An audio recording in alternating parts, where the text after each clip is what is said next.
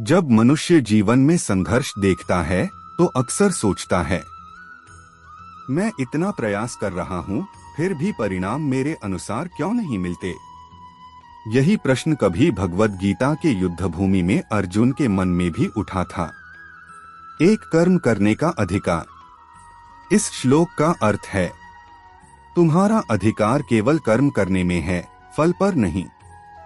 जब हम फल की चिंता छोड़कर कर्म करते हैं तब मन हल्का हो जाता है, चिंता कम होती है, आत्मविश्वास बढ़ता है। हरीश, जैसे तुम अपने YouTube चैनल के लिए मेहनत करते हो, अगर हर वीडियो का रिजल्ट सोचकर ही काम करोगे तो तनाव बढ़ेगा। लेकिन अगर सीखने और सुधार पर ध्यान दोगे तो प्रगति निश्चित है। दो निष्काम कर्म क्या है? निष्काम कर्म का अर्थ है, काम करो लेकिन स्वार्थ के लिए नहीं। जब हम केवल अपने लाभ के लिए काम करते हैं तो डर पैदा होता है, अगर असफल हो गया तो। लेकिन जब हम कर्तव्य समझकर काम करते हैं तो भीतर शक्ति आती है। 3 मन की स्थिरता। अर्थ, योग में स्थित होकर कर्म करो। यहाँ योग का मतलब है मन की शांति और संतुलन।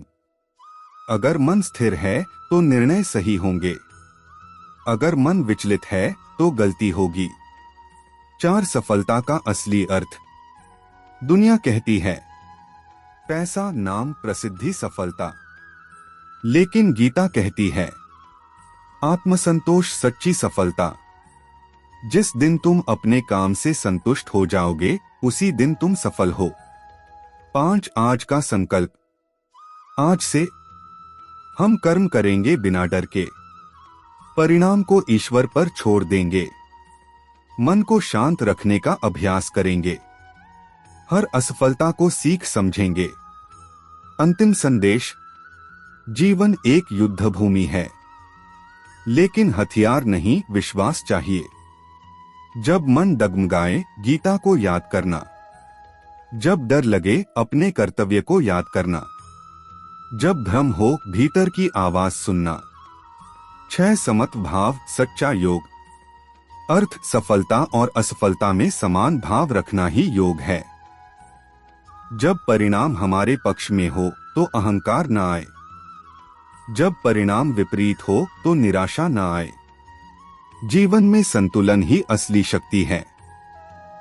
जो व्यक्ति परिस्थिति के अनुसार नहीं बदलता बल्कि अपने मन को स्थिर रखता है, वही सच्चा योगी है। 7 भय और संदेह से मुक्ति। अक्सर हम असफलता से नहीं बल्कि असफल होने के डर से हारते हैं। गीता में भगवान श्री कृष्ण ने अर्जुन से कहा, तुम्हारा भ्रम ही तुम्हारी कमजोरी है।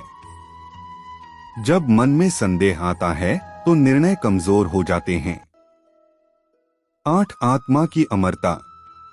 अर्थ, आत्मा न कभी जन्म लेती है न मरती है। शरीर नश्वर है लेकिन आत्मा शाश्वत है। यह समझने से मृत्यु का भय समाप्त होता है। और जब मृत्यु का भय नहीं रहता तब जीवन में साहस आता है। 9 क्रोध और लोभ का त्याग।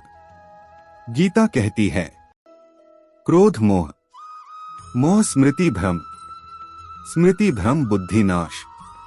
इसलिए मन को शांत रखना जरूरी है। ध्यान, प्रार्थना और अच्छे संग से मन शुद्ध होता है। कर्तव्य ही पूजा है। हर काम को पूजा समझकर करो, चाहे पढ़ाई हो, व्यापार हो, खेती हो या कोई और कार्य।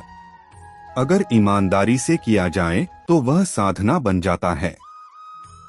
जीवन के लिए 5 सूत्र। कर्म करो, फल की चिंता मत करो, मन को संतुलित रखो, भय और संदेह छोड़ो, क्रोध से बचो, हर कार्य को ईश्वर को समर्पित करो। आज का चिंतन प्रश्न, क्या मैं अपने कर्म परिणाम के लिए करता हूं या कर्तव्य समझकर? जब यह प्रश्न रोज खुद से पूछोगे तब जीवन बदलने लगेगा। वन मन ही मित्र, मन ही शत्रु। अर्थ मनुष्य स्वयं अपने को ऊपर उठाए, स्वयं को गिरने न दे। मन अगर नियंत्रित है तो मित्र है, मन अगर अनियंत्रित है तो शत्रु है।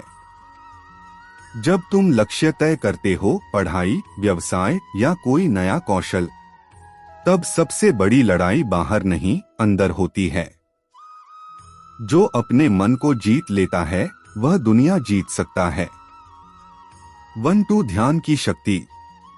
ध्यान केवल आंखें बंद करना नहीं है। ध्यान का अर्थ है अपने विचारों को देखना।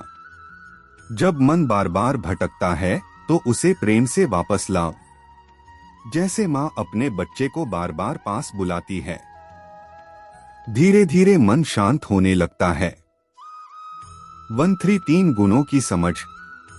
गीता में 3 गुण बताए गए हैं: सत्व शांति, ज्ञान प्रकाश, रजस इच्छा क्रिया अस्थिरता, तमस आलस्य अज्ञान भ्रम। हमारे अंदर ये तीनों मौजूद हैं, लेकिन अभ्यास से सत्व बढ़ाया जा सकता है। अच्छा भोजन, अच्छे विचार, अच्छी संगति सत्व को बढ़ाते हैं। 1 4 ईश्वर में समर्पण। अर्थ सब धर्मों को त्याग कर मेरी शरण में आओ। यह त्याग बाहरी नियमों का नहीं, बल्कि अहंकार का है। जब हम कहते हैं सब मैं कर रहा हूं, तो अहंकार आता है। जब कहते हैं मैं प्रयास करता हूं, परिणाम ईश्वर के हाथ में है, तो शांति आती है। 1 5 सच्चा योद्धा कौन? योद्धा वह नहीं जो तलवार उठाए, बल्कि वह जो अपने अंदर के डर, क्रोध और लालच को हराए।